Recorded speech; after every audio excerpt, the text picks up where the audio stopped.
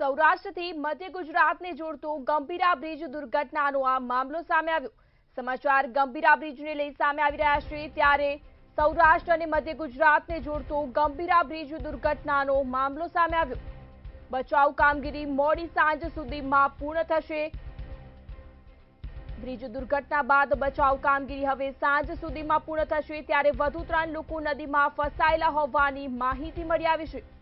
તેઓના મૃતદેહને બહાર નીકળવાની તજવીજ હાથ ધરવામાં આવી છે। આ સાથે જ એનડીઆરએફ, પોલીસ, ફાયર વિભાગ આ સાથે જ તંત્ર પણ ઘટના સ્થળે પહોંચ્યું છે। ઘટના સ્થળ સુધી રસ્તો બનાવવામાં આવી રહ્યો છે, ત્યારે તંત્ર અને અનેક લોકો દ્વારા બચાવ કામગીરી હાથ ધરવામાં આવી। સાંજ સુધીમાં બચાવ કામગીરી પૂર્ણ થશે, ત્યારે વધુ 3 લોકો નદીમાં ફસાયેલા હોવાની માહિતી મળી છે। તેઓના મૃતદેહને બહાર નીકળવાની તજવીજ કરવામાં આવી રહી છે, ત્યારે બચાવ કામગીરી સાંજ સુધીમાં પૂર્ણ થશે।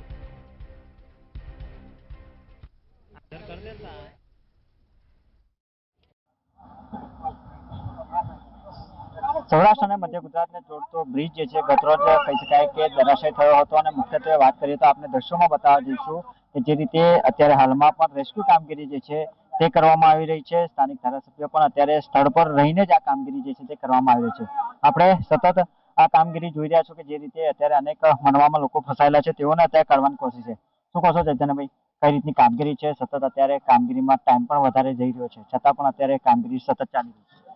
જી, ગઈકાલની સાથે આજે સવારથી જ રેસ્ક્યુ કામગીરી પૂરજોશમાં ચાલુ કરવામાં આવી છે, અને જરૂરી મશીનરી અહીંયા મંગાવી લેવામાં આવી છે, જેથી કરીને વધુ ઝડપી આખી કામગીરી કરી શકાય। અને હાલ હવે લગભગ એક મોટી ટ્રક અને એક નાની ગાડીને બીજી બાઇકો જે અત્યારે ફસાયેલી હોઈ શકે છે તેને કાઢવાના પૂરા પ્રયત્નો છે। સાંજ સુધીમાં આ તમામ કાર્યવાહી પૂર્ણ થઈ જાય એવી તૈયારીઓ કરી છે।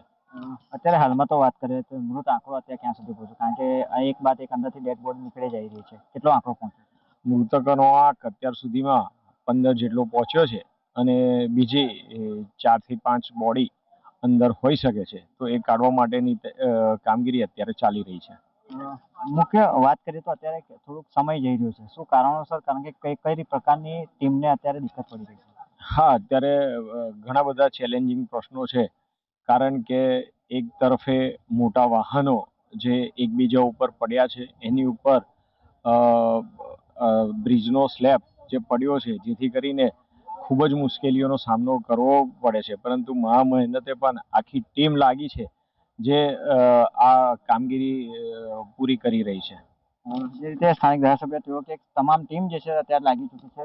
આપણે જોઈ રહ્યા છો કે કલેક્ટર સહિત તમામ ધારાસભ્ય અહીંયા ઉપસ્થિત રહ્યા છે, અને તમામ કામગીરી પર અત્યારે નજરિયો જે છે તે કરવામાં આવ્યું છે। સ્થળ પર રહીને જ આ કામગીરી પૂર્ણ કરવામાં આવી રહી છે, ત્યારે સ્થળ પર સાથે જ વાત કરીશું આગળ। મુખ્યત્વે જ્યારે ટ્રક જે છે અને અલ્ટો કાર છે તે પણ કાઢવાની તજવીજ જે છે અત્યારે હાથ ધરવામાં આવી રહી છે। હાલમાં 3 થી 4 લોકો અંદર દબાયેલા હોવાની આશંકા જે સેવાઈ રહી છે, તેઓને પણ અત્યારે મૃતદેહ જે છે તે નીકાળવાની કોશિશ જે છે તે કરવામાં આવી રહી છે। આપણે નિયમ સાહેબ છે તેમની સાથે જ વાત કરીશું।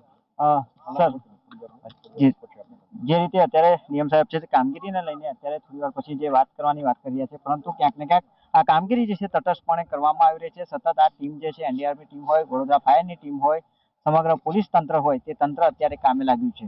વડોદરા જ નહીં પરંતુ સતત આણંદનું તંત્ર જે છે તે પણ અત્યારે ખડે પગે રહીને આ તમામ અંદર જે ફસાયેલા લોકોનો મૃતદેહ જે છે તે અત્યારે નીકળવાની તજવીજ જે છે તે હાથ ધરવામાં આવી છે।